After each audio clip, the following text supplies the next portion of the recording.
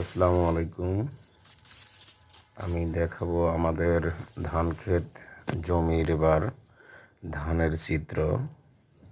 ধানগুলো ইনশাল্লাহ আল্লাহর রহমতে অনেক ভালো হয়েছে ফলন। এবার ধানের শীষগুলো অনেক বড় লম্বা লম্বা হয়েছে। তো যাই হোক, এই জমিটা আমাদের বিশাল বড় একটা জমি। এই জমিটা থেকে এবার আল্লাহর রহমত পরই কথা একটা মোটামুটি আশা করা যাচ্ছে যে এবারকার ফসলটা অনেক ধানগুলো ভালো হবে। তো দেখা যাক, বাস্তবতা এটা কাটার পরে বোঝা যাবে যে আসলে শতকে কতটুকু করে ধান ফলছে। এটা মাপযোগ সব কিছু করার পরে আর কি বোঝা যাবে। তো দেখি, আমি পারলে সেই ভিডিও আপনাদের কাছে প্রেজেন্ট করব। সকলে সালাম নেবেন।